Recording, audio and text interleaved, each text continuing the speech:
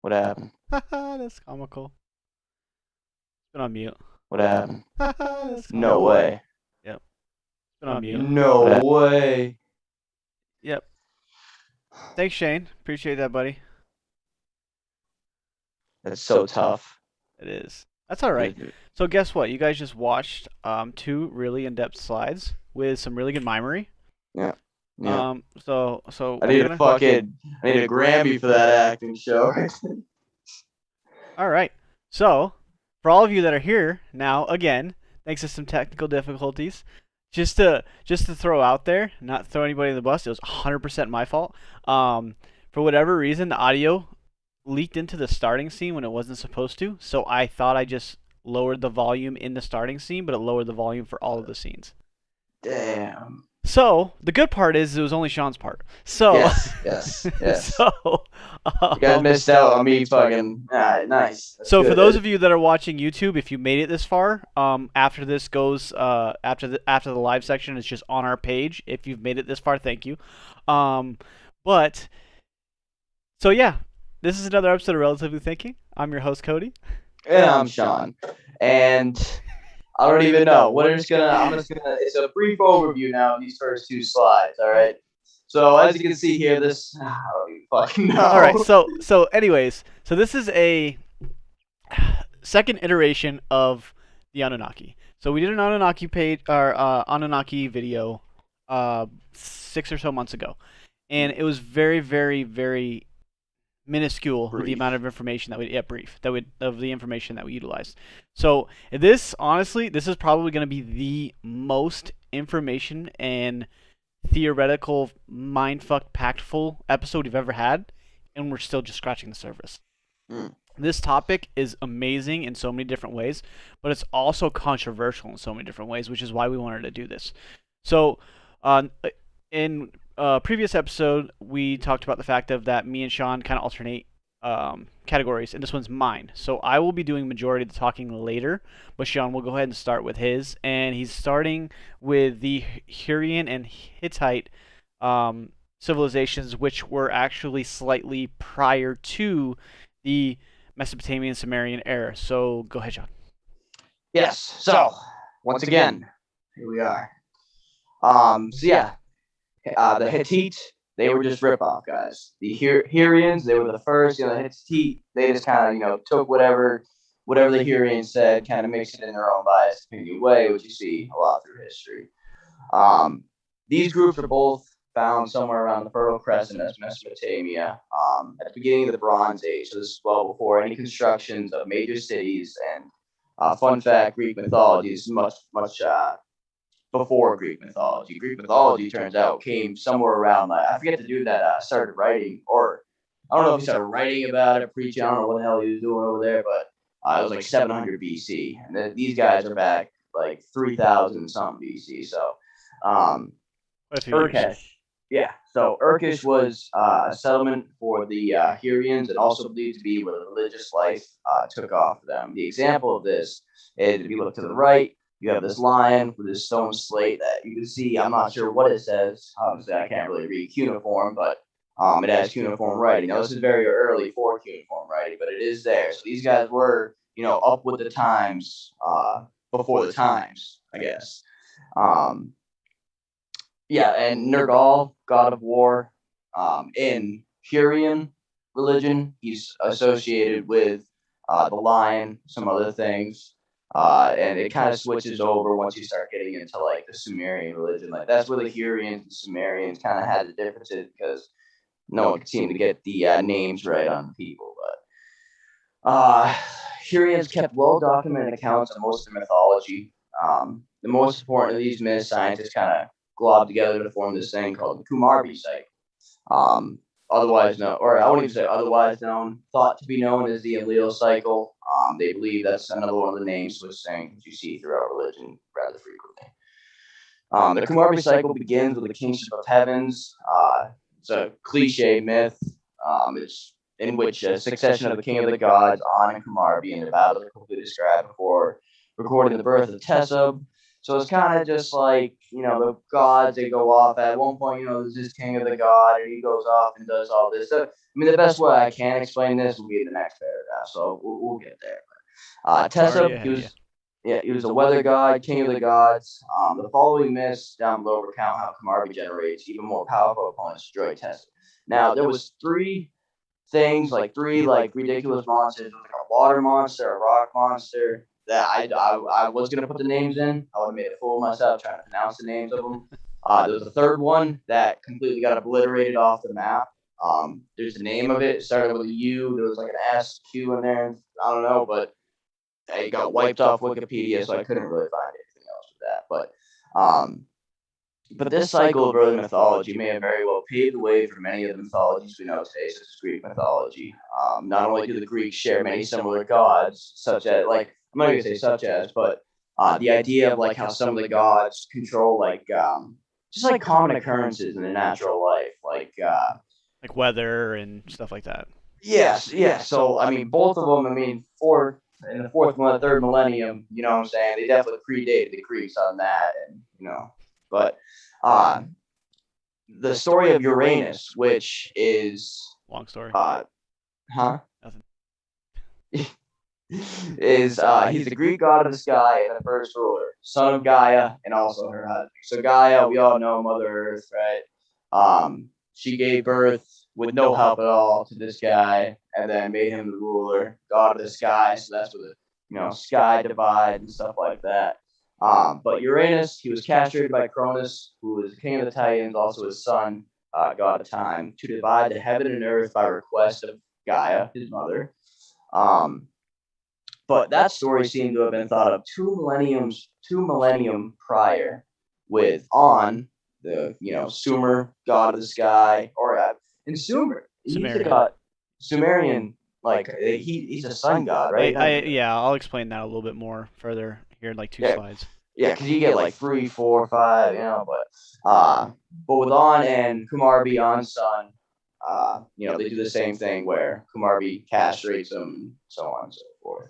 So, And then both religions, they both have two tales consecutively of gods being succeeded by their sons, where like Kronos did that to his, and the prophecy stated that Kronos was going to be succeeded by his son. So as soon as they were born, he swallowed them whole, which was like Poseidon and all of them. And then Zeus, was it Zeus? yeah, Zeus defeats Cronus. Yeah. Yeah, and then Zeus becomes the king of the gods, the almighty Olympian.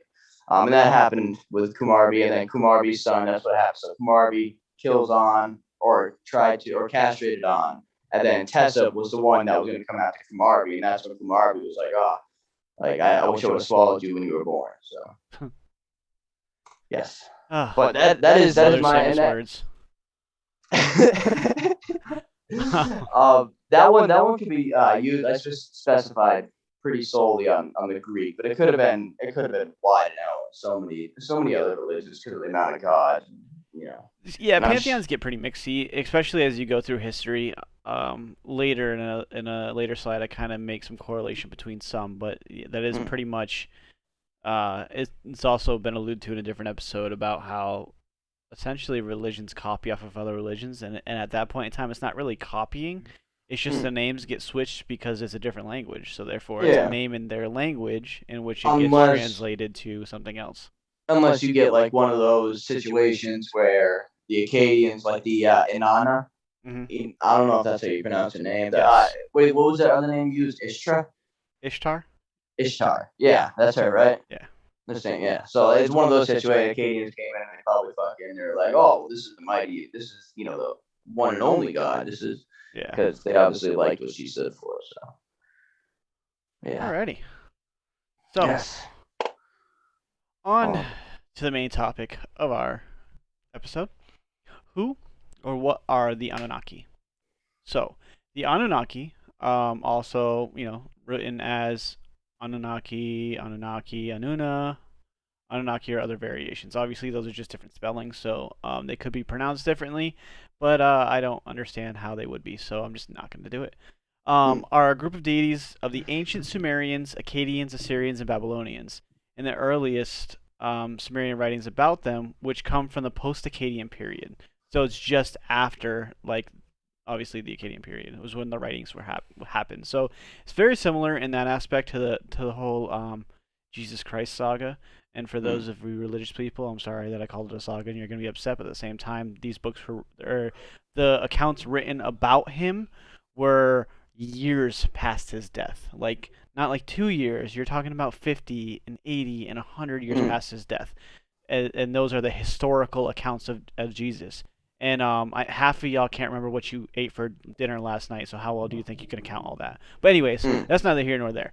But the Anunnaki are deities in the pantheon, descendants of An and Ki, which Sean alluded to earlier, the god of the heavens and the goddess of earth. And their primary function was to decree the fates of humanity. So now, this is where we see a lot of in this pantheon. This is where a lot of stems from almost every pantheon that came after that. And I know some of you instantly are going to be like, no way, Christianity, Catholicism are monotheistic. This is, a polytheistic. There's multiple gods. But this section, they had what they called the how was it? The Supreme Triad. Now, who the Supreme Triad were starts with somebody we already talked about, An or Anu. As the first of the Supreme Triad of the Sumerian gods, An was seen as the father of the gods. Many other Sumerian gods and goddesses were said to be the children in different myths and stories, which happens in pretty much all pantheons. This person's this person's son, and this person's this person's daughter. But in this story, it's this person's daughter, and she was sleeping with him. And basically, we did not get our adulterous ways from ourselves. Apparently, we inherited them from the gods. But beyond that, whose name means sky or heaven, and he was a sky god who carried off heaven after his separation from the earth, dwelling thereafter in heaven's highest regions. He was also the lord of constellations, the king of gods, spirits, and demons, which I hate that correlation in these writings because they're obviously written by an Abrahamic religion translator. Because demons, I don't think have a place in this timetable. I don't think they called them demons. That is something that was created later. That's much more modern. And do you before like we go on, do you know like the story of the separation? Is that like yes. That comes. I think I touch on that later. If not, I will after the next two slides. Mm. But yeah, I do know the story of separation. It's kind of interesting.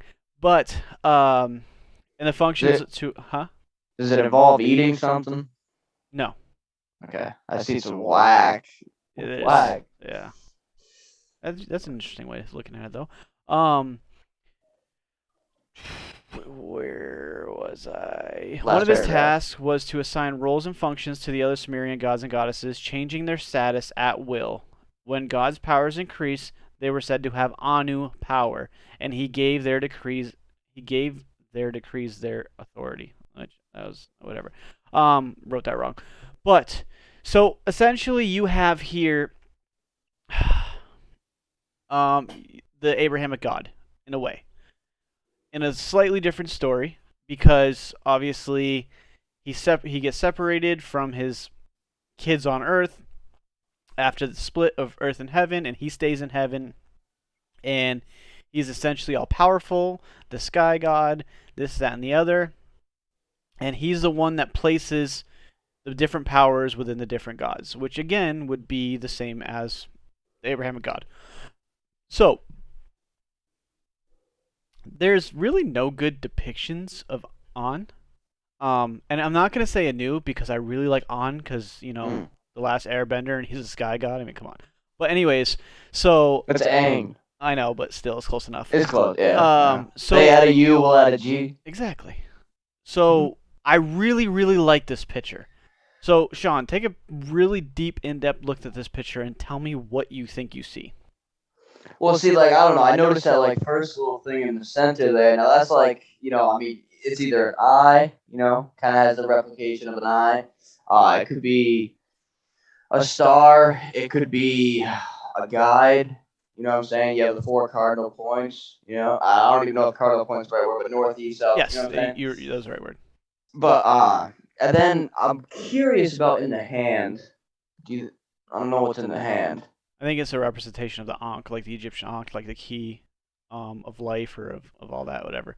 Oh, So, true. so here is my depiction of this. One, look at the parallel or the similarities in sizes. Okay, so you have man on the left, and then you had this massive deity. Oh, it's sharing knowledge. One, that's yes, correct. But look at the thing between the deity and the table. We'll say for now, there's a wall there, right?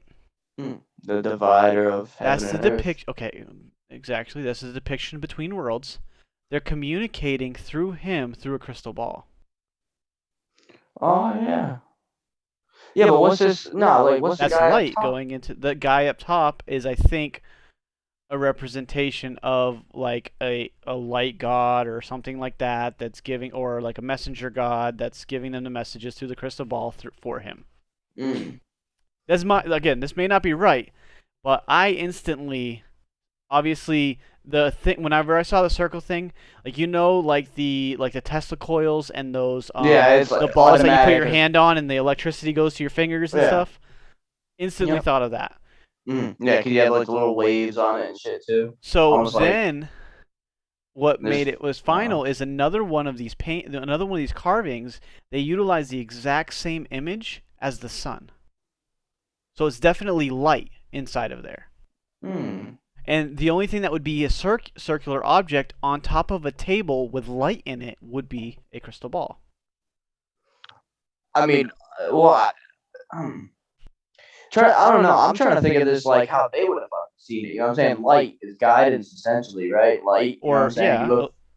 The light is knowledge. something that you need. Well, I mean, like you're working your ass off. Like you don't even know what the fuck you're doing. Whatever tool you got in your hand, trying to plant some weird shit in the ground that like some dude told you, Well, right? see, they were a Some lot like, more advanced than you think because this yeah, civilization yeah, had the yeah, first aqueducts and they had a complete irrigation system and they yeah, were yeah. pulling water from the mountains to. They had huge elephant. Yeah, oh yeah. I completely forgot. So these guys, Cause they were very advanced. yeah, yeah. So crystal ball. I mean, it might not be out of the question. I was thinking of it as like light, like cause if it's gonna be like perceived as light, like I don't even like they're like he's giving the guidance. I mean, essentially overall, that's probably what You they're saying. so Like, he's giving the guidance to man. I would agree with that, but there's way too much detail in what's holding the ball and the table And that it's some, on. yeah, So yeah. it's a And he's physical holding, thing. and so it's definitely humans he's doing it because like humans are supposed to be small. They were the Anunnaki were always supposed to be like huge, Giants. like yeah, Yeah. giants. So definitely humans on the left. I'm just like, there's got to be so much more similar ones. Like, it looks like I don't even know the far two left dudes maybe clapping, right, or Or praying. But praying then it looks to a like god. this first guy. What does this first guy got in his hand? He's probably has a scepter because he's probably a priest. Therefore, Ah, he's the one getting the light or illumination or information from the god. well, he's touching it. I feel like Yeah, he's I don't touching it even with know. one hand and a scepter in the other hand, showing that Hmm. he's either a king or a priest. Either Yeah, way, he's a figurehead.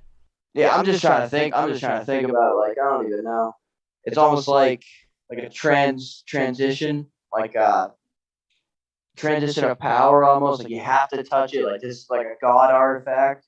You have to touch it, and then like he Potentially. receives it, and then he writes down the command. I don't know, Potentially. But like a scroll or something. also I think that the That's last little bit is it's also like so you see the strings kind of like attaching to the figure up top. yeah. It's almost like the Anu were pulling the strings of this world. Like everything on this world is a puppet. Like everything was based Mm. off of what the strings that they pulled. Mm. All right, so that's the like There's this is also like the base mind fuck that I have for you this episode. So just did, wait. so did you have did you get that off of did you just find that picture on Google? I mean, yeah, but I've seen it prior. Like this is a picture that's I like want to know mind the fucked me for cuneiforms. years. I want to know the cuneiform writing. You got one next to the god, one above the humans, then one all like At the stretching top all. right. Yeah. Yeah, that's the So golden. I'm gonna get into Yeah. that later too. That's another talking point And then that we'll get to. whoa. All right, and then look down. You see the four dots at the bottom? Yep. Do they not all have stars in them? Well, it's kind of like eroded, so you can't really tell what they are. Yeah, I'm just seeing I'm just letting my brain see what I want to see. That's fair. All right, so here's a father. That's good. This is good. I like this. Now we get to Enlil. Now, at some point, we see the rise of Enlil's prominence overtaking that of An. Their roles are therefore similar, with many overlapping functions. Enlil, like An, was said to decree the fates, gifts kingship onto the kings, and give commands that cannot be changed. In the creation of the cosmos, Enlil is the god that separated heaven and earth, with the god An carrying away heaven, while Enlil carries the earth. He was the god of air, wind, height, distance, and breath. He was the provider and lord of abundance. He was accredited with the intervention of the matic and an important Mesopotamian agricultural tool. Wow. But as he giveth, he taketh away. Enlil could demolish and devastate. He was the one who decided to annihilate humankind with the Great Flood. He has the power to create and destroy. He could send down storms and plagues, but he also helps plant and grow in the land plentiful. His authority is evidence of many myths, including those showing the other gods giving him offerings. Now, to wrap all that up in two different ways. One of them, again, we see similarities to the Abrahamic God. The Abrahamic God was supposed to be the one that created the flood. He was supposed to be the one that gave all these things to humans and then got pissed off when they didn't listen and wasn't living without sin and decided to destroy them and devastate them. And he started with different cities first. Obviously, the religious people will know the story of Gomorrah and Sodom, the cities in which he demolished with angel intervention, so on and so forth. It has to be by his hands. It's still him. So he's demolished cities, and then he demolished the whole planet. So there's that aspect. Another interesting aspect of this could be like the two sides of God. Like, and you have, so in the Christian God, I know it's not just a Christian God, but just for sake of argument, we're just going to call it that for now, instead of saying Abrahamic for people who don't understand that reference either. The Christian God has three parts: God, the Son, the Holy Spirit, right? And therefore, he also, when you learn more, he has like the Old Testament part and the New Testament part. The Old Testament part is, you don't listen to me, I'm going to kill you. The New Testament part is, oh, but I love you. I'm going to, I sent my son to die for your salvation. One of the most insane ideas in the world. But, which essentially, in that instance, he sent a part of himself, the good part of himself, to die to save us. We're not going to get into that this episode. So, I just gotta, like, what did even come out of, like, a death of Jesus? Well, that way, all people who believed that Jesus was God are saved. That was the point of the death. Damn. All right, so that's such a thin line. There's so many, but we won't even touch that one today. That'll be a whole other episode where we really piss people off. No kidding. No kid. Yeah, I'm not. So you have Enlil, and I have more on all these deities, but I want to finish the trio before I get to it. So, Enki.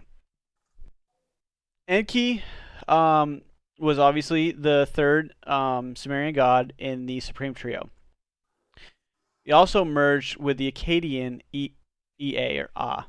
But again, dialects, language, things change.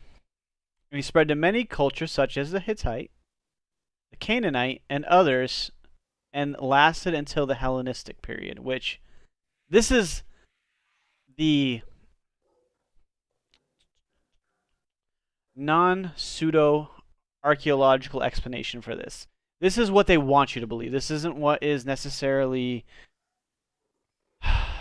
thought with the historians and the archaeologists of higher thinking, and don't just take the narrative as what it is. They don't believe this, and we'll get into that later. In ancient Mesopotamia, he was the god of mischief, wisdom, magic, incantations, semen, I don't even know, fresh water, and he resided in the Abzu, the sea underneath the earth.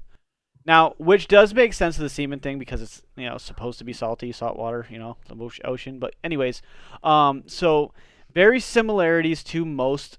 There's always a god of mischief in most pantheons, Loki, so on and so forth. Everybody knows Loki, so I'm just going to end there. In some myths, he was attributed to the creation of humankind by suggesting that his mother, Nana, insert clay from the Abzu into her womb in order to birth human beings. Humans were created to take over the work of the gods. Remember that statement. Humans were created to take over the work of the gods, because that is the one thing that almost all historians and archaeologists and people who study them believe in one way or the other, is that statement. That's the one thing they all agree on.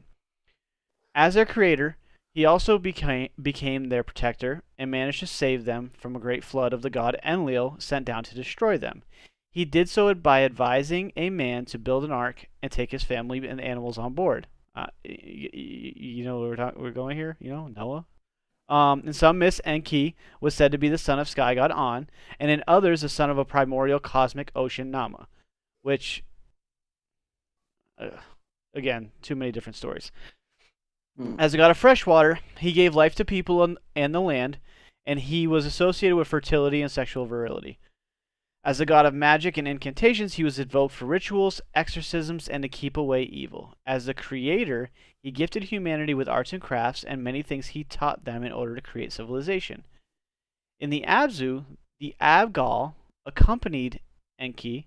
The Abgal were 7 demigod sages that were half man, half fish, depending on which story you're reading, created to teach wisdom to humankind. He also had a minister named Simu, a two-faced god, which I stopped right there because that's another rabbit hole that I don't want to go down right now. So, lots to process with that.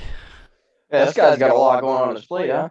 So, has a lot. A couple different theories, right? So in this in the base theory of acceptance of the Anunnaki, you have Enki, good, Enki good, Enlil bad. And the reasoning is Enlil in the story says just tried to kill humanity. So us as extremely selfish beings, well, he wanted to kill us. That's bad. Enki said, no, I don't want you to kill them. Let's save them. I'm going to warn them about what you're going to do, and we're going to save a bunch of them, and then we're going to start over. So now there is a thought process that because of this, Enki was the good one. There's a theory that Enki was the one that helped. Obviously, the theory is that they both created humankinds. And the reason why they created humankind is because they created them as slaves, essentially. They were a lot dumber, they were a lot weaker, but with a plentiful amount, they could get a lot more done, i.e., mine gold and different other things that they wanted from this planet. You ever think, so like, the way I was thinking about it is probably like one of those situations, right? Because like, I think I'm just thinking more so of like Noah's Ark, the story of that. So it's kind of like mankind's heading down a shit road, right? We gotta wipe them out. Like that's like it's kind of basically what it was. We can't let them continue to go down this. We have to destroy all the evil, right? Because I mean, you can't really just get rid of anything. You know, you just like if you're gonna fucking the whole planet, you know. So it's kind of like I don't know. I feel like it's kind of like, and Leo was just like, I don't want to take the chance with Kat. And he's like, well, maybe we can, you know, find like one of the good, warn them, and make sure that like prosperity, peace, and love just gets sent throughout after the. Well, that's the message they want to convey, like in some instances. But all right, so that's I have to kind of save what I need to say next because that's one of my theories at the end. So I don't want to spoil it yet. But TBD on that aspect. Now, the other thing to go on to, another thing that was very interesting is obviously there's the reference of Noah and letting him know and building the ark and all of that.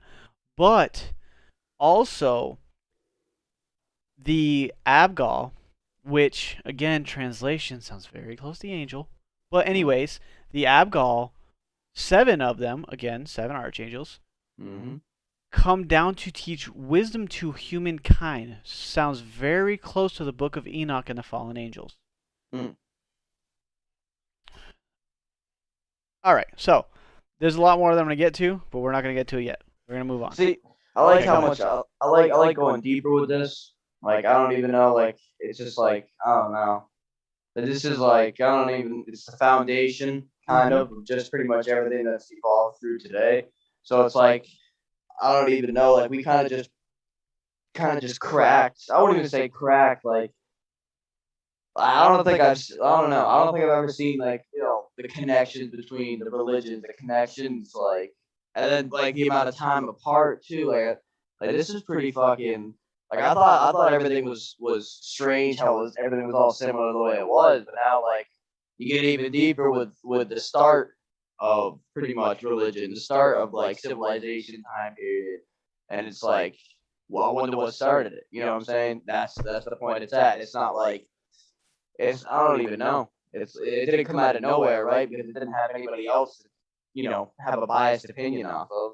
So it's like what, like and I'm sure your theory kind of kind Oh, of goes off it that. gets there. So, before we go closer to the end of the story, let's go ahead and start looking at some similarities. Is it Enki? Is it Marduk? Is it Ra? Is it Christian God? For those of you that don't know that, YHVH, the unspeakable name of God, Yohei Vauhe. I know I just said a name, but it's still the unspeakable name, and that's just our representation of it, Yohei Vauhe, YHVH. So, Marduk. Remember that guy? Sounds kind of familiar. Seen, I thought, nah, I'll just say it there. So, Marduk was the um Oh yeah.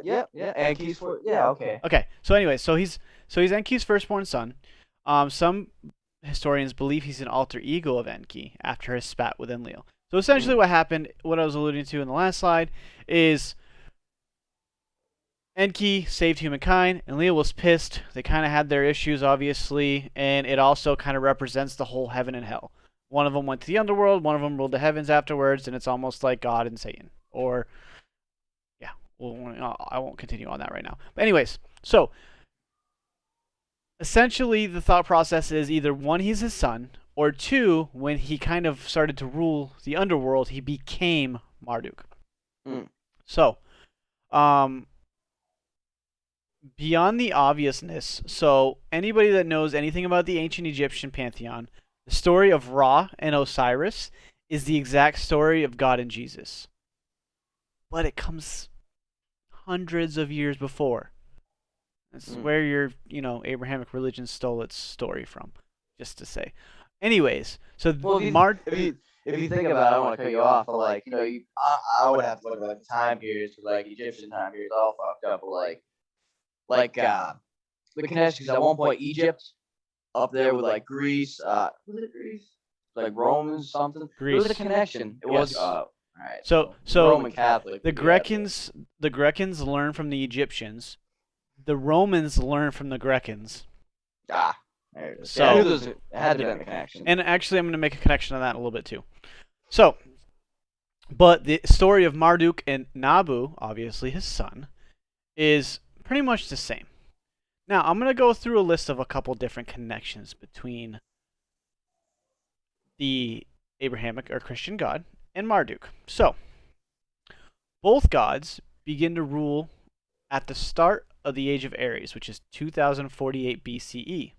Okay? I'm not going to talk about that one because that one is just pointless. Both gods in different texts claim to be destroyers of Sodom and Gomorrah. Okay, again, kind of obvious similarities. So Ra, Marduk, and Yahweh, Yodhe, Vauhe, however you want to say it, were all in Egypt at the same time, which means there was different sects of religions worshiping all three of them at the same like obviously separately at the exact same time in Egypt. Hmm. Uh, That just sounds like a translation issue. yeah. Or I mean, yeah, either that or just like ignorant people. Like, oh, I don't like the way you think about it. Like, Well, it's I like it. Christianity to this day. It's why you have all the different sects. You have Baptist, you have Presbyterian, Yeah, you have, it's yeah. just, you're doing the same thing but different ways. Even Christian and Catholic, same thing, different ways. Anyways, so here's where it gets a little bit more interesting. Obviously, both are known as God, King, Lord, Most High, Lord of the Heavens, which that's, you don't have to even discuss. That's obvious. So the number 50 was important to both gods. Marduk was given the status of 50, Yahweh was the 50 years of the Jubilee. Both were unseen gods. Nobody's ever seen either one of these gods. They're just known as that god. Mm. Both are seen on a heavenly throne, and both have a representation of a fiery angel protecting or around them. Um, both obviously claim to be the creators, which you would expect of that. So it's funny because you have Riel or Israel. Ra, again, that I talked about is the ascension of God in Egyptian time. Mm. So Ra is God. El also means God. So and Ra was also another name for Marduk. So Marduk became Ra whenever he went to Egypt. So you have is God, God, like two gods, Israel, of two different gods. Hmm. I already just alluded to Ra and Marduk are the same god. Hold on, there's one that I Is really God liked. Okay, God? so well, Isn't is fuck? is wouldn't be like is like our is. Yeah, it would obviously. Yeah, it would a- obviously be translated something different. So Marduk arrived in Haran in 2048 BCE. Abram was told to leave Haran in 2048 BC. So the alter ego of essentially God arrived in one place when his main follower was supposed to leave at that place. You know what I mean? It's very interesting. And then another one that I liked. So Marduk, and we'll go to the Nibiru aspect later, has a god hierarchy of 12. Yodhe has the 12 tribes, and then Jesus has the 12 disciples. Another little interesting one. Another fucking crazy similarity.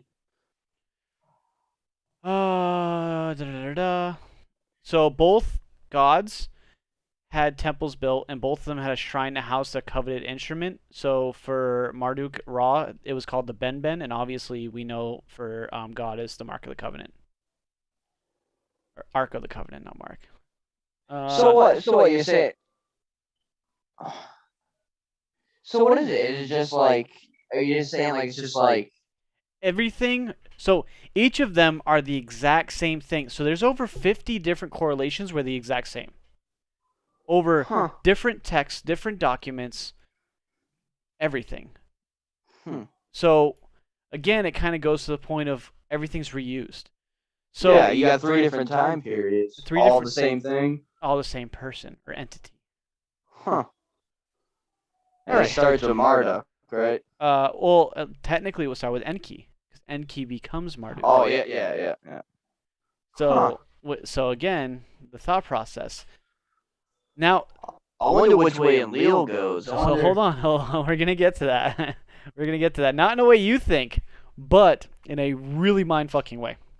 Anyways, so Enki also has the 7 Abgas that we talked about, the 7 sages that were created by Enki to provide wisdom, culture, civilization to humankind. There were demigods that resided in the Abzu with him as priests and were sent to advise the first rulers of Sumer. And then I put underneath that, this seems pretty similar to the 7 archangels of Yahweh. So again, it's the correlation is uncanny. Let me see what my next slide is. Yeah, not to mention the 7 Anunnaki. Yes, the 7 Anunnaki. Yep. Yeah, that was supposed to be like the original. Originally, it was, or I'm not even sure. I'm not even sure anymore. The timeline's so fucked. Exactly. So, speaking of timeline so fucked, I'm not even going to continue on to where I was about to say. Let's talk about where this is, because there's a very, very interesting point that I want to make. So, on the map on the left, this is ancient Sumerian and Mesopotamia. So Mesopotamia starts at obviously like that yellowish part Sumer, and essentially goes all the way up. Both sides of the river. Yeah, it literally encapsulates both sides of the river. But the important part of this map is if you look close, you have, Assyria up top, you have Acadia, Babylonia, Sumer, you have all of these essentially huge nations and cities, right? Look at the map on the right. Where are they all located? What, right in Mesopotamia? No, they're right in Iraq. Oh, Iraq. Yeah. Why do you think we really went to war with Iraq? Yeah, that was always. I remember because I know it's not like Jerusalem. Jerusalem's its own country, right? Yes, so Jerusalem is going to be so like as you all right, so you see Egypt right here off to the left, Yeah, I know it's gonna be right on like up that on the fucking right on the land border. peninsula. Yeah. Yeah. So it wasn't Jerusalem. I remember watching a whole entire documentary that like, oh, like what is that fucking called? Like the Ark, the Holy Grail, Yeah. right? So I mean, in all honesty, because they said like they went through, they thought like maybe somewhere in Israel, but then it was just like, well, if it was something like that important and stuff, and like, because that's where Jesus died, right? Israel. Is that Well, right? no, didn't he die? Didn't the Romans kill him? I don't remember. I don't remember where the Romans killed him. That's not necessarily a story that I wholeheartedly believe in, so I didn't necessarily read all of it. But Yeah, regardless though, like I remember just knowing that like the sacred land, like I think I talked about the whole Afghanistan and shit. Oh, that's even further, right? But yeah, Iraq, dude, all right there, like that is supposed to be like the sacred land. Like I wouldn't be surprised if we specifically went there. Like I don't know, and the fact that it's covered with like just desert, the same way Egypt was, and shit just like slowly uncovers itself over time. You know well, what I'm saying? and so the issue is the Taliban. The reason why we went to Iraq was because of 9/11. Was go after the Taliban and da da da da. But they were Or in to destroy Afghanistan. it. But they were in Afghanistan, not in Iraq. It's a totally different country. But Mm. this goes to show you how much we are aware of our surroundings. We didn't even think twice.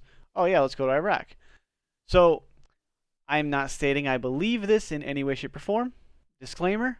But one of the big things are there are old what is that shit called? Stargates in Iraq. Hmm. Because if the theory of the Anunnaki obviously being from Nibiru or another planet or another, this, that, and the other, Stargate Yeah. was a way for them to quickly materialize here and there. So there was literally CIA and other agency chatter that he was hiding obviously the president of Iraq was hiding One of the Stargates Stargates, yeah. and was in possession Huh. of it and found it and was trying to re-engineer it. Mm.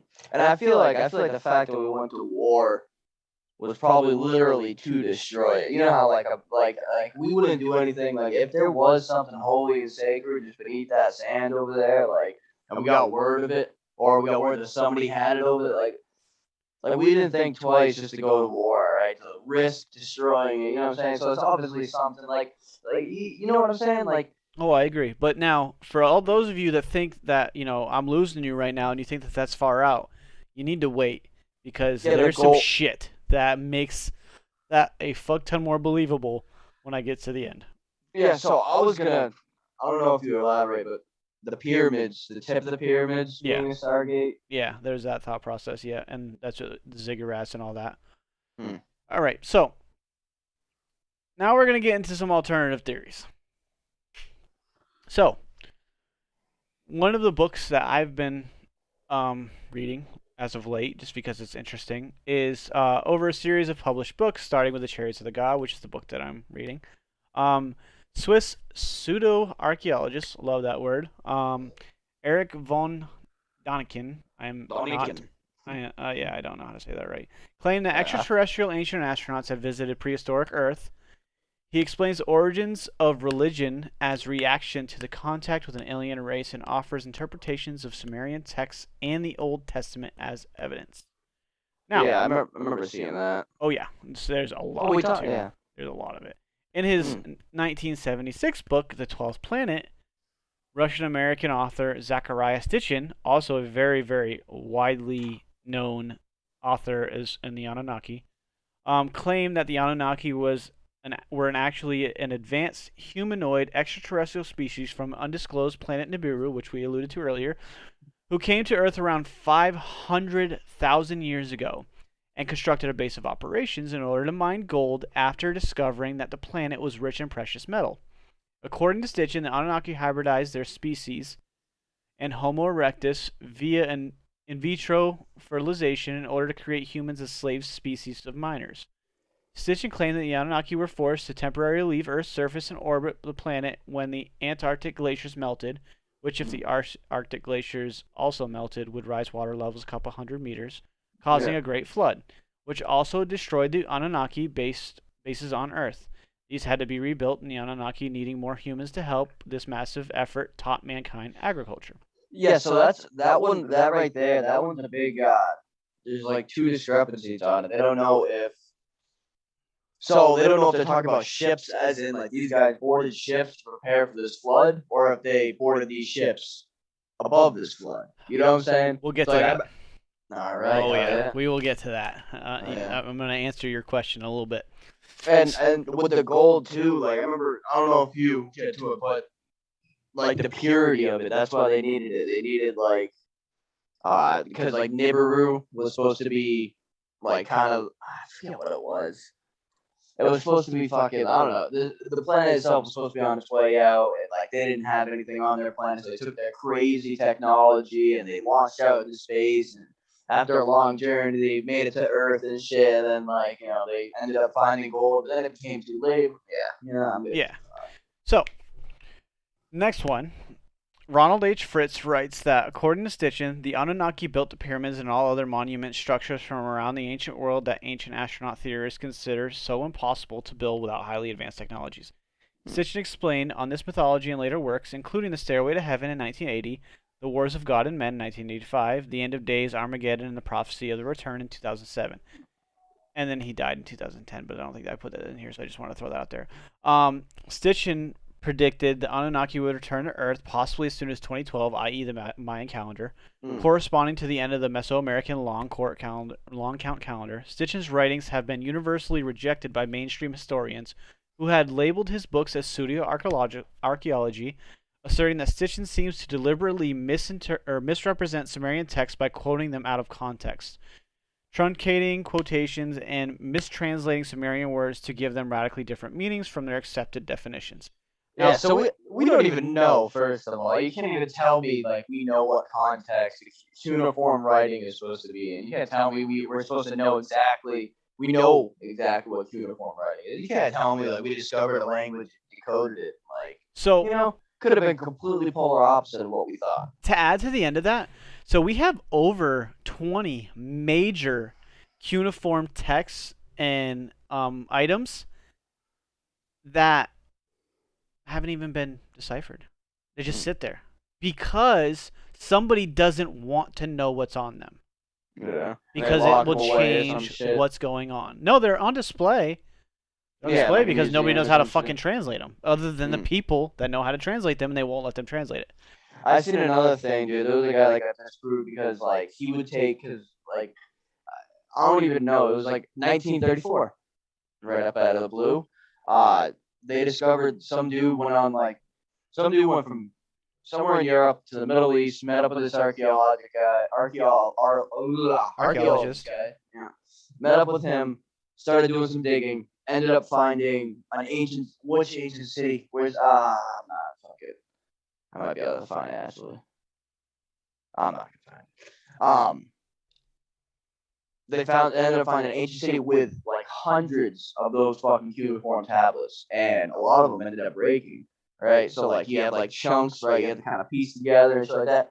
Now, even if it breaks, it doesn't alter the words of what we think that fucking thing said. This guy was disproved because, you only have a piece, so how can you say, like what's the rest? It's like, dude, like if you see a couple words, you know what I'm saying? He's not saying he knows what it is, but it's like, like I don't know. It seems hypocritical for the scientific community. Well, anytime, Eric von Daniken, in his book, he talks about the fact that the moment he published that book, one, he couldn't get any major publisher to publish it because of the issue that it was going to create.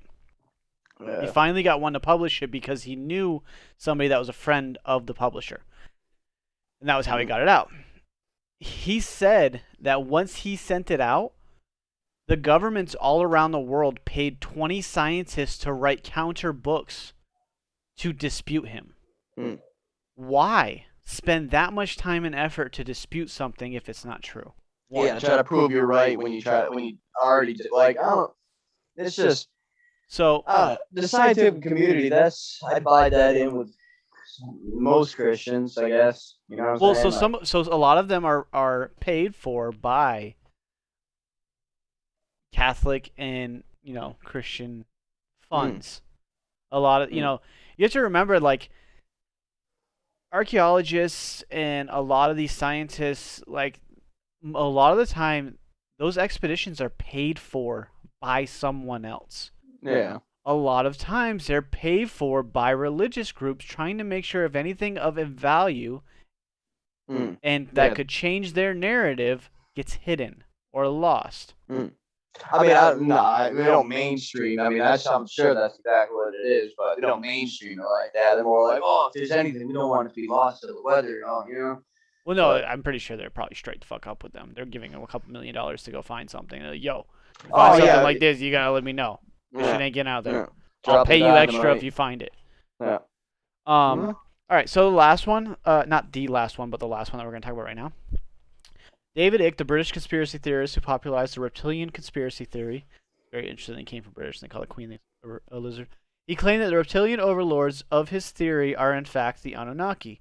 Clearly influenced by Stitchen's writings, Icke adapts them in favor of his own New Age conspiratorial agenda. Icke's speculation on Anunnaki incorporates far-right views on history, posting an Aryan master race descended by blood from the Anunnaki. In his 2001 documentary about Icke, John Ronson called a cartoon Rothschild 1898 by Charles Leander, arguing that Jews have long been depicted as lizard-like creatures who are out of control, or who are out to control the world, essentially. It also incorporates dragons, Dracula, draconian laws, and the three elements apparently linked only by superficial linguistic similarity. He formulated his views on the Anunnaki in the 1990s and has written several books about his theory. So here's my thing about that. I know this was your favorite theory, obviously, because the reptilian shit. Yeah, it has. It has. Yeah. But this is what I dislike, and this is what got me into wanting to do the show in a lot of reasons. Mm. The moment someone in the media or a journalist or something starts to personally attack an author, not just attack their work, personally Yes. attack them, Something's I gone too instantly far. start thinking that the author was now right.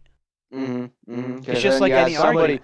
Yeah, because nobody in the press, nobody nobody's gonna go after somebody else unless it's, you know what I'm saying? Like, Well, not only that, but in an argument, the moment if me and you are having a debate, the moment you personally attack me, my physical appearance, my this, my that, I won.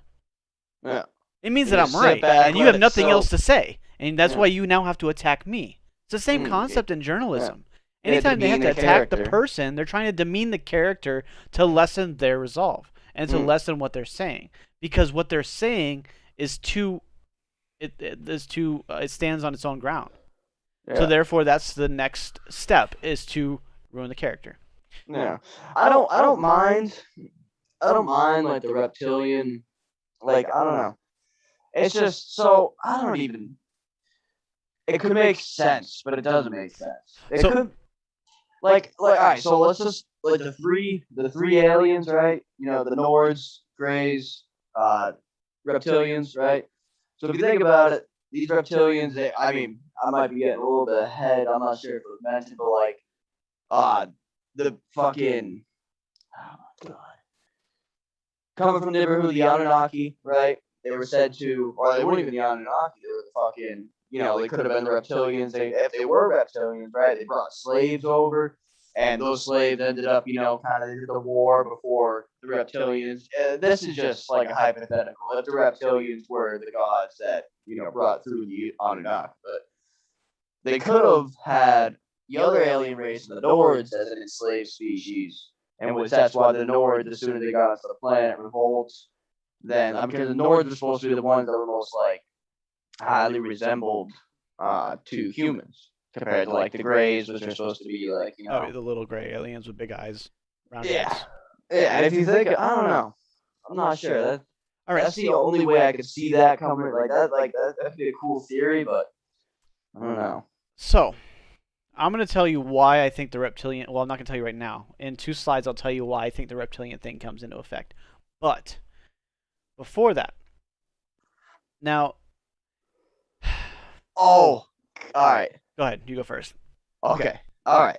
Reptilian. They go underground, subterranean. This could lead to the fact of, remember what we talked about Shambhala, the Agartha, the city inside, and if see that's Well, and then Enki being the ruler, or Marduk being the ruler of the underworld, he literally could have been the ruler of Shambhala. a subterranean. There's a word that they use specifically because it was actually a word. It means subterranean. Yeah, Like it was I like guess in Earth or something. Yeah. it was something weird, but they specifically use that when they like talk about the god. They don't like the underworld god. It Yeah, wasn't the just like hey, underworld is exactly what was written in one of these disputes, saying that they misinterpret the text, quoting it out of context in order to create their own. That's yeah. exactly what the Catholic and Christian religion does to all texts that dispute Christianity and I Catholicism. remember I remember seeing the Sumerians where it was one of the people that were in that Fertile Crescent, I believe, the Anunnaki, that one of them had the very, very detailed meaning behind the underworld where it was a legitimate under the floor, Hold on, I have it underground right thing. here. Where are you?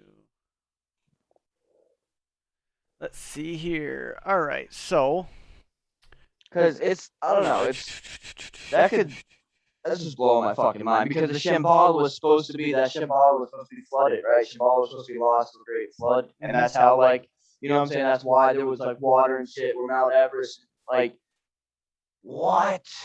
How the hell would this tie in like four of our episodes? Oh, I'm telling you, this isn't even it yet. This isn't even it yet. So a lot of the higher thinking, I'm using that as a lightly. I'm trying to be nice, but a lot of the scholars and scientists and those who have a higher perception of thought based off of non just listening to the narrative and actually thinking for themselves, a lot of them have, i.e., Billy Carson, who obviously is a famous Anunnaki scholar, um, have a very similar thought process. And one of the thought processes is that the Anunnaki was involved in a galactical war back on their home planet. I kind of alluded to this a couple days ago. During that war, essentially, two different sects of the war from two different worlds, upon trying to escape the war, one crash landed on Earth, one crash landed on Mars. They were still fighting with each other. Not necessarily crash landed, but they landed here on each planet and they were trying to recolonize.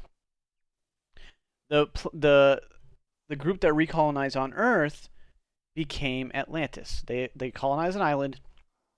They utilized their advanced technology. They became Atlantis. Then, upon fighting with each other and essentially destroying each other, a section of them basically broke off, and they believe that Enki and Enlil broke off and tried to create man to help them do, because obviously there's destruction and this, that, and the other. The story is convoluted in many ways, but that is kind of the essential origin stories that majority of people believe within the, obviously again, higher thinking community. All of it is very interesting to me. I don't have a set belief. I'd have to do like there's when I'm telling you that I've probably done 60 hours of research in 5 days on this shit, I am not lying. And the fact that like I have not even scratched the surface of what I would like, dude, the mind fucking theories that I've had. But Yeah, I can imagine. Before we get to that, and before we get to any of my other theories, I want to go a little bit further. So, do these pictures look familiar? The winged sun disk. Okay, the bottom one on the right won't look familiar, but the winged sun disks. These are depictions in a lot of different ancient carvings. You'll see them above all the doorways in a lot of the Egyptian temples and pyramids. Most notable Egypt. And obviously, the one on the bottom left is from Sumer. Top left is as well. And if you look at it, it has a deity. It has one of the Anunnaki inside of it. So I'm not like 100% definite it was the Aztecs. Remember how like they were supposed to walk up and somewhere in the ziggurat, yeah. mid-southern fucking United States, nowadays United States, there's cave markings of like the bird type thing where it was like human figures inside the bird. They And shit call like it the that. winged sun disk, right? Because Mhm. obviously the sun was light and all that, and that is the mainstream Catholic Christian representation of what it is. Okay, I have. I don't know if you're gonna be able to hear this, Sean. I didn't check that. I have a video. All right, hold on. I'm gonna mute you then, and I'm gonna unmute the stream. Tell me when you're ready. I don't think I can. Yes, here we go, Cody. I can't even mute you. Our first goal was to create this exact carving in such a way. No. Okay, so you don't have to mute me, but just listen to the stream.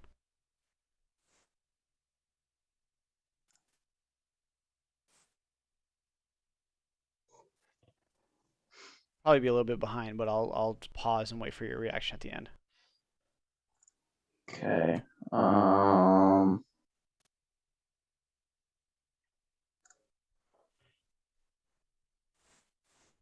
One thing I didn't think about when adding a video and making it work. Yeah, it's still not even playing through the stream. Well, yeah, I don't have it playing yet. Oh no fucking no shit. I can't hear the stream though. You can't hear me talking? No. I mean I can hear you talking, but that's through the Zoom call. I hope the stream can hear me. Hold on. Sorry, you're gonna hear me twice. Stream. Hold on. Sorry, you're gonna. Oh yeah, it can hear me. I don't know why you can't hear me. You don't have your. Go to the bottom right. Bottom right what? Bottom right of the computer, like all the way bottom right where you see like sound. Yeah. And put your headset as the main sound.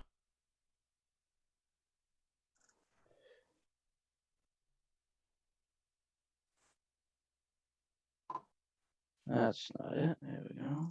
Yeah, that makes sense. Yeah, now you should be able to hear. Yep. You hear now? Yep. Alrighty, let's go. Way that it would create a feasible or plausible flight-worthy design. Number one, just taking into account modern aerodynamic design. For the most part, we kept with smooth, rounded front edge surfaces. And like on a modern aircraft, we taper those as they get to the back of the wing. You can see in some of these centralized disc portions that there seem to be sort of multiple areas, and some of the other ancient reference that we've seen had some designs that were slightly bulbous or even cigar-shaped.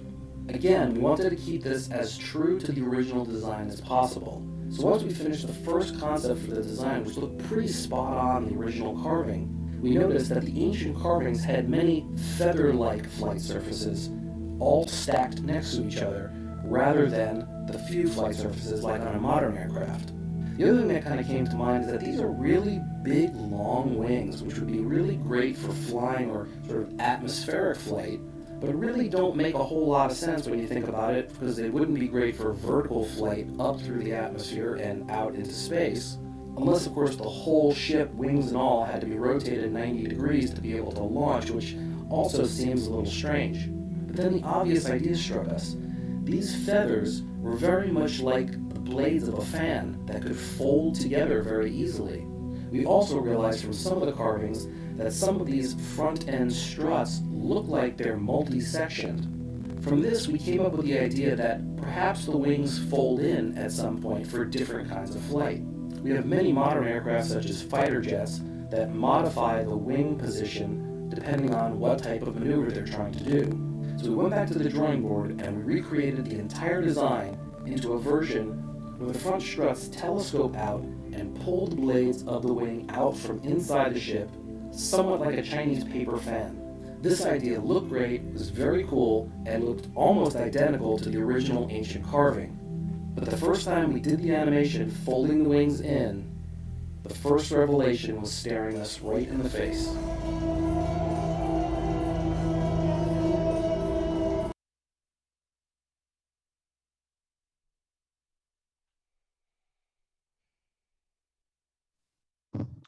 quite interesting.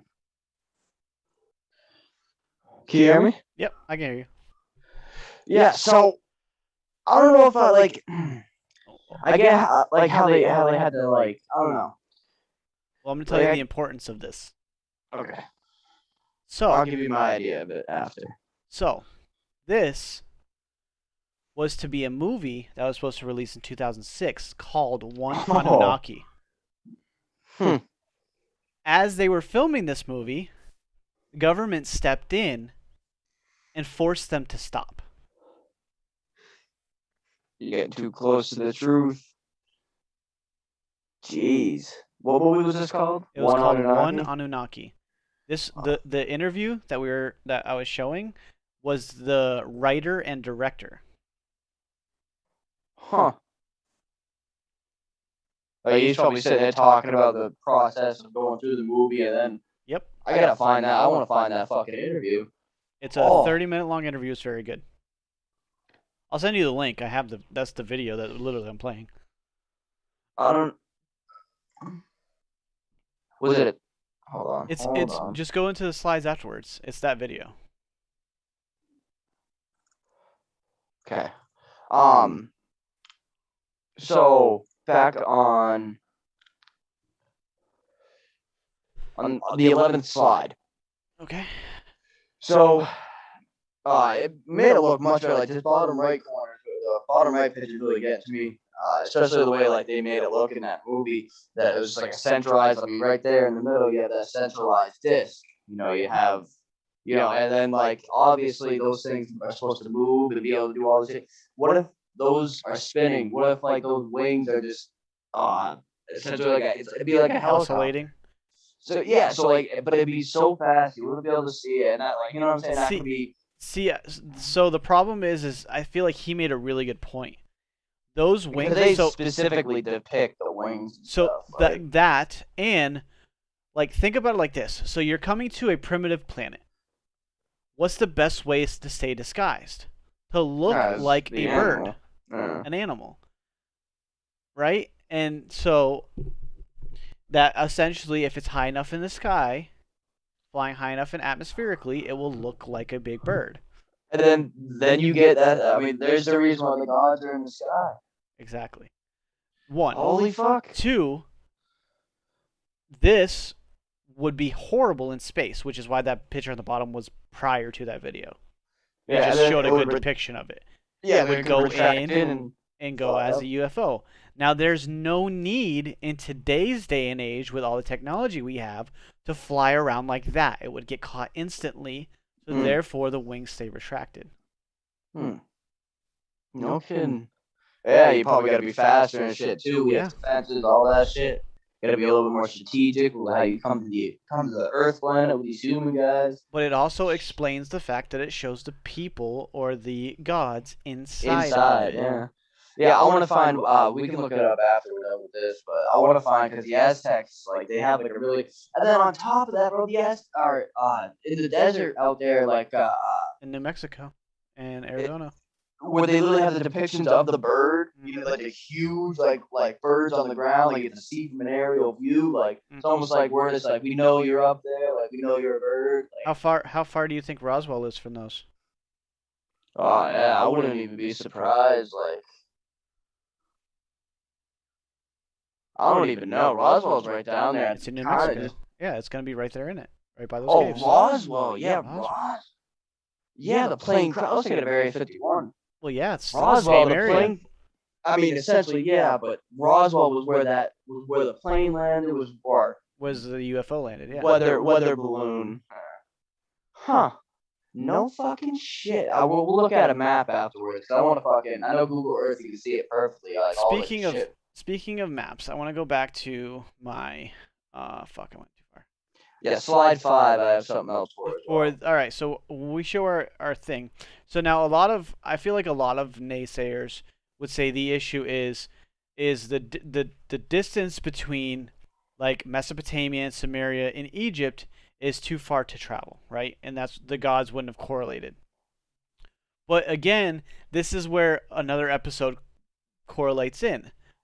That you would think that that's a pretty big distance, right? If you're looking at this map, that's a pretty big distance, right? Hmm. So it's actually between the major town. I forget which one. I think I did Babylon. From Babylon to Giza, which is obviously where the pyramids are, is 1,300 kilometers. Now that's 801 miles. That seems still pretty big, right? Mm. Or 807 miles. I'm sorry. That still seems pretty big. Texas is 801 miles long. Huh. So there's a distance of Texas between those two. Jeez. No kidding, huh? Where was Babylon? Where, do you have Babylon? Oh yeah. So if you look at the map on the left, where it's like Sumeria is Yep. like in yellow. If you look, you see Nippur. Yep. That makes perfect sense. So Nippur is kind of like where the river extends out the furthest, right? Yeah. That little tiny peninsula. Yep. So that would be where modern day Baghdad is. Yes, And I just looked it up. A perfect 1,000 miles from Baghdad to Giza. A perfect 1,000.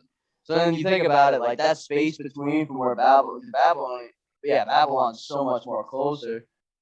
Jeez, 807 miles, walk Yeah. across Texas. I mean, you hear. I mean, not even to mention. What about they had to have had trade routes. Yeah, of course they did. So like you also got to think about I'm not. I know, but I'm just saying is like, Just, like it makes sense that all these they were in realistic travel distance at that yeah, time. most definitely. And that's damn. I don't know if what is that called? This Spice Road, Silk Road. Silk Road. That's a little bit to the other Wait, side. yeah, and that's way after, That's right? towards that's Mongolia, China, India. Okay. I know there's some type of trade routes in there. Yeah, there's a few of them actually. Yeah, I don't know. That's All right, so what do you got for 5? so when the flood came and all this shit, right? It was I'm not even sure which flood I'm talking about anymore. I don't even know what. There's multiple floods. So there was supposed to be the flood that came and shit like that. Oh, this is when. So it must have been when Enki warned the humans, right? And that was like the same time when we didn't know, or we still don't know like how they took off, like if they were on ships or if they were on spaceships, right? So they I forget how they said it, but they said something about they gave the knowledge, and they to man and shit like that before they took off, before the floods came. They gave knowledge, intelligence, wisdom to man, and they ordered the creation of, and the temples are still there. The Sumerians, like all this shit that align with the zodiac symbols. Mm-hmm.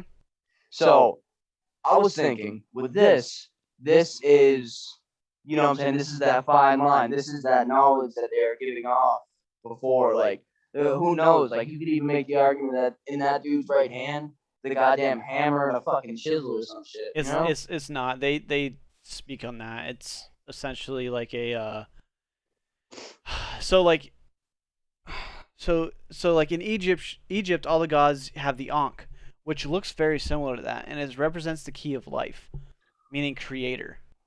Cody, you were right. That's light. Yeah, I know. Look at the I'm sorry, but right above his head, where the god's head, Yeah, On's head, there's right there.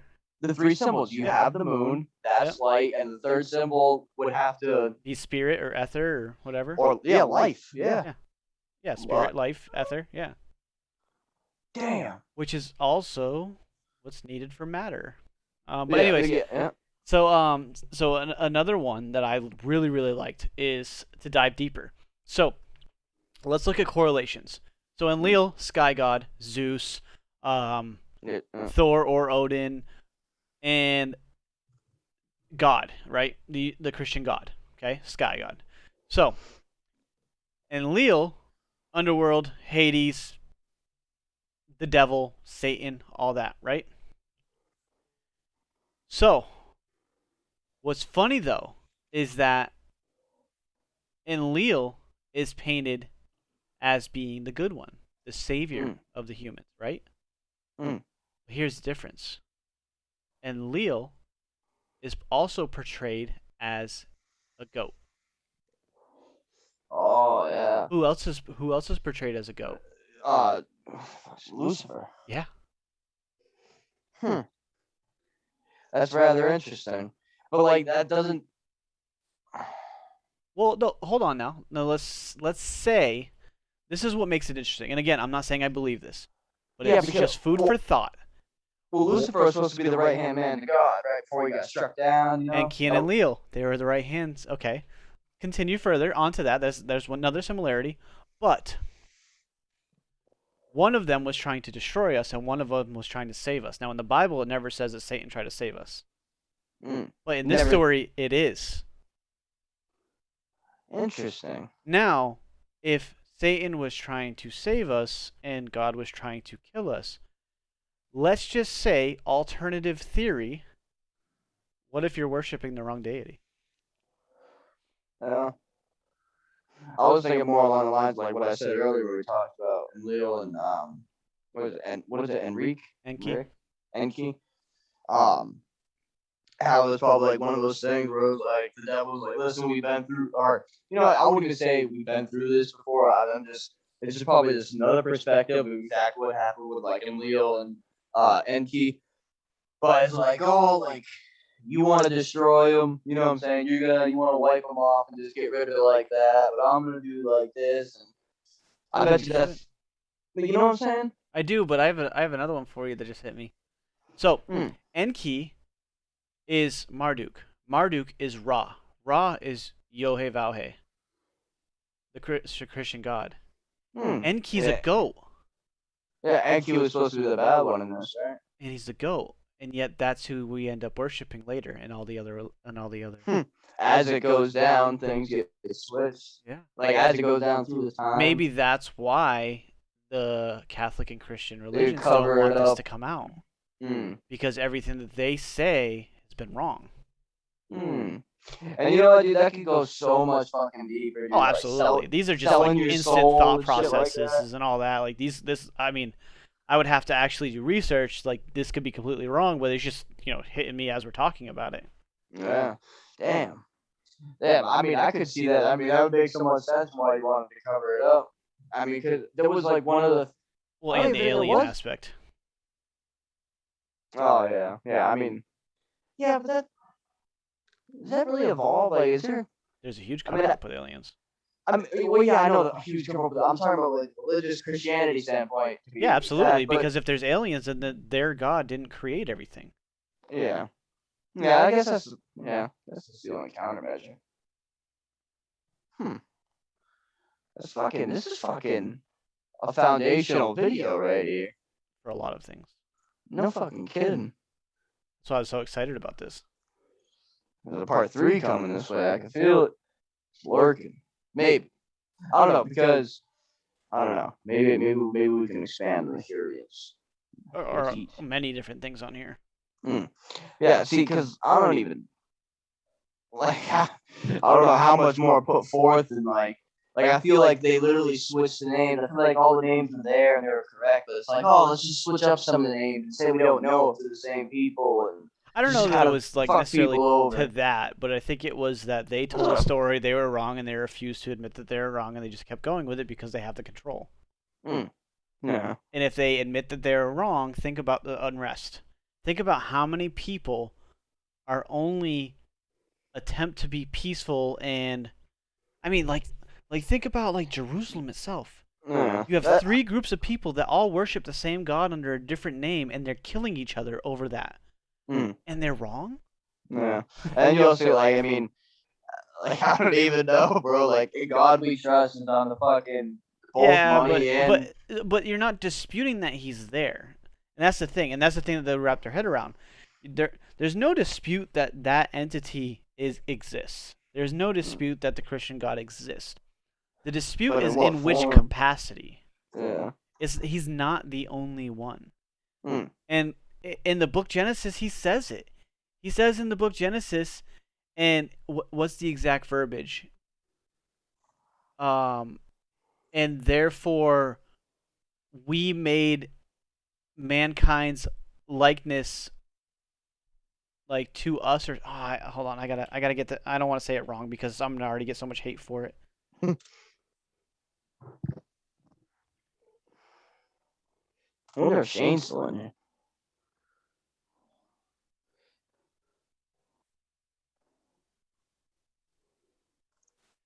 Okay, so here's the exact quote from the Bible.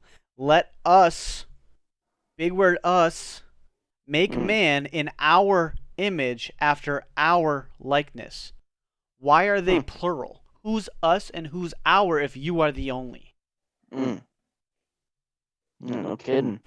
I don't know. Their I Bible. think, yeah, I think, I mean, I don't know. We kind of solidified it, dude. Everything revolves around that fertile crest right there, right? Oh, yeah. Like, you know what I'm saying? Like, It's the cradle of life. yeah, like when you don't have a religion to change, like, I'm just gonna say that. When you don't have a religion to change and make your own, you know what I'm saying? How do you even come up with a religion, right? What sets forth those chain of events, right? Why We're do not these smart enough to create this. that's what I'm saying. Why do these Hurrians like before realistically? I mean, you know, then there's the fact that everything goes back much further than it was. Obviously, that's there, but it's like, why are these guys? Were like, why were these dudes that camped out a fucking hill, like probably like 15 people or some shit? Why are they like? How did they know? How did they? Why does it feel like they started it? You know what I'm saying? How the fuck did they come up with it? Well, Like, then let's talk about the other aspect of it, and let's talk about the other theory of the fact that these alien races, Anunnaki, whatever, all travel through another dimension, and that's how they're able to get from place to place so quickly, and that you need to use substances such as DMT, which we've alluded to in many episodes, in order to speak and see them in that realm, right? yeah. So, as also, again, the acacia is very prominent around that area. So there's a lot of DMT. Yeah, like I said 2 episodes ago, when you last one, but that's probably like my favorite, or not even my favorite. That's the one that like I would like to believe most purely, because you know what I'm saying. Like back then, you hunt, you scavenge, you look for shit, right? You're You going to eat what you can. You're going to burn what you can. Yeah, and you stumble upon something that awakens like this little piece of fucking humanoid creatures that fucking breed and crossbred. You kind of awaken that little piece, and then all of a sudden, shit, dude, you're opening up that subconscious side of yourself that is secretly, you know what I'm saying, those fucking people that were here prior, like the Anunnaki. It wasn't the Anunnaki. The Anunnaki were like the crossbred. No, Anunnaki is them. Like me, it But yeah, literally, the definition in some sects, Anunnaki means people of the sky. So Yeah, it doesn't necessarily mean a race. It's just people of the sky. That's what the Sumerians called them, sky people. Yeah, but they were supposed to be the ones that like they fell. They were like the more in contact compared to. Yeah. Well, that was the concept of On. On was like, y'all motherfuckers deal with this shit. I'm out. Y'all let me know what's going on. And Enki and Leo were like, all right, let's figure this out. Yeah, and that's a division of the heavens and the earth. Yeah. And that's yeah. This shit's fucking crazy, dude. This shit's like I don't even know. I wish we could have thrown in more psychedelic type stuff. I wonder what grows around. That could also be part of the next episode. Yeah. Is either we could take like 2 or 3 of these myths, like we can take 2 each, and attempt to debunk them, and then also that's what we should do. All right, so check me out. It's just a theory. This won't be next week's episode. It could be it. Probably not next week's. We'll probably do something to mix it up a little bit. We'll say like 2 or 3 weeks from now, right? I'll take 2 myths. You take 2 myths. You're going to research your 2 myths on trying to prove them. I'm going to research you 2 myths trying to debunk them. And then the 2 that I choose, I'm going to try to research to prove, and you're going to research to debunk. I like it. And then it creates that narrative. So it's 4 different theories that we're going to. One of us is going to try to prove. The other one's going to try to debunk. I think we should try to solidify at least one of them. You know what I'm saying? We should just out of the myths, what's the most legitimate answer? Well, that's what we'll do at the end. So we'll do 4. We'll debate them, and then afterwards we'll do what we like. You know, whether it's a crossbreed or just one of them completely. Yeah, I kind of like that. Like that would, if you think about it, you know what I'm saying? I mean, obviously, it's like there's no way to be like scientifically certain, but it's like if we were supposed to, if we were like the cross breed, not even crossbreed, it would be a cross. But then it's like, what? Like, what did they crossbreed with? Us, humans. They would have slept with humans. But how did, like, what? But how did, like, how would we wouldn't even have been here if it wasn't for them? They could have still created us and then slept with their. I think crossbred. Well, I mean, that's where it goes with that's why Gaia ordered Cronus to, like, that was like supposed to be like the reason to separate the heaven and earth. Yeah, to because they were separate the creating days. the half breeds. Yeah, and that's where I think that's where the There's a theory that that's where like the pH negative blood or RH negative blood comes from. So like you have like A positive, A negative, B positive, B negative. So only 15% of the population has a negative RH blood type. Only 15%. So they think that 15%. So out of that 15%, if they were to take a positive blood type, like if somebody, it could kill them. So remember how we talked about the fucking? Remember how much like data our like fucking little DNA holds? Yeah, it's 9 petabytes of data in a very small aspect, like a very small strand of DNA. So like I don't even know, like, out of everybody, if they come out with that Assassin's Creed fucking it was called the Animus, by the way. What I was trying to tell you, that's what they call it, is the Animus. Oh, the thing. That's the chair that they sit in, and then it makes them go back in their DNA and all that. Well, if we have one of them fucking things in the near future, you need to throw one of them 50% or something. Well, the theory is that in the 60s and 70s when they came out with Star Trek and Star Wars, we've already created all those crafts. So if that was the case, I'm sure the Animus has been around for plenty of time. Again, we are not creative creatures. We copy everything. One way or the other. The reason why some accident happens and then we copy it. We created the wheel probably because some fucking caveman saw a fucking rock rolling down the hill faster than he could run. He's like, oh, circle. Yeah. Like, we need to get one of them. Yeah, exactly. Fire was probably started because one of them tried to swing at something, fucking sparked off a wall and put some grass on fire. Like, or lightning. Or lightning. But yeah, like we're like, we like to claim that we're creative, but we're not creative. We get ideas off of other people and other things. A lot of what we do, the reason why we tried to do speed was based off of cheetahs and animals. We try to fly like birds. We try to do this like that. Camouflage ourselves like lizards, geckos. We emulate. We do not create. And the problem is that we're so egotistical that we want to be number one at everything, so we're creative. No, the fuck we're not. Or are we just looking at it like we want to be number one because we're looking at number one? We want to be the alpha. We want to be the alpha, and you want to be the top of the food chain. Exactly. Well, in a way, like that makes you, because you're learning from everything and creating a better product. But still, the same concept is at the end of the day, we're not creative.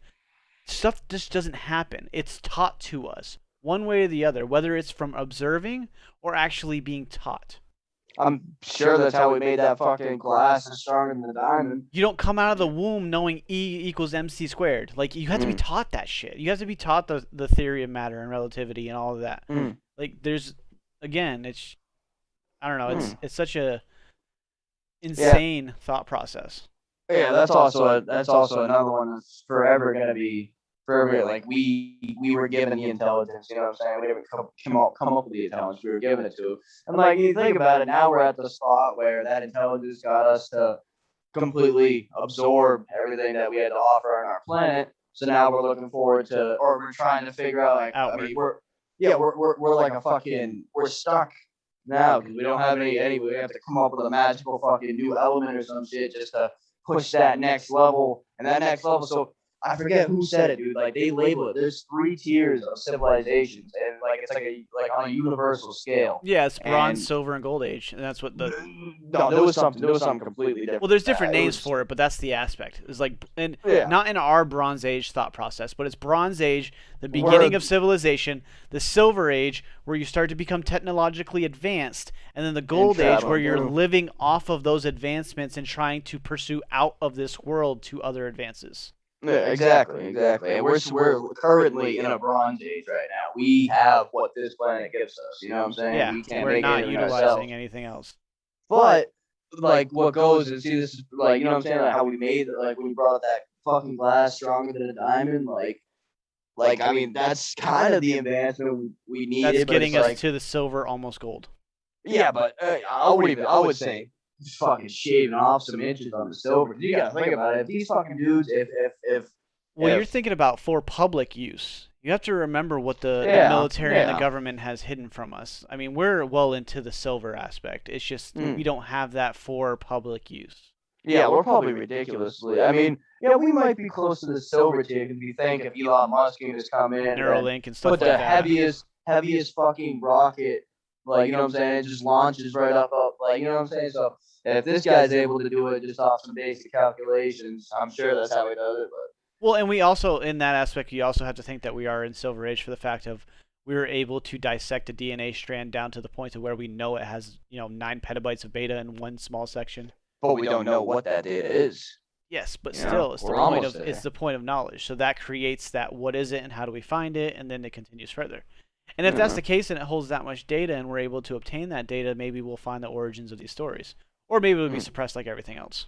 Yeah. I mean, chances are, it'll be fucking declassified probably in the next 300 years. Yeah, declassified and redacted with nothing but blacked out fucking paragraphs. Yeah, this is what may be happening. But yeah, I think this was a good episode. Yeah, hell yeah, man. I didn't think we were gonna do a part 3, but I think that's gonna be coming the way. I agree. I think like I said, I think we'll go off of that theory. Like we'll go off the theories and try to debunk and try to prove. But other than that, this has been another episode of Relatively Thinking. I'm your host, Cody. And I'm Sean. We appreciate you guys coming on out. Shane, I know you were in here for a little bit. Whoever saw us or saw me muted. Us muted. Us. Oh yeah. The whole thing was. Yeah, the whole thing was muted. Gee, that's fucking. Yeah, I'm gonna have to edit that on the YouTube side. But yeah, so we'll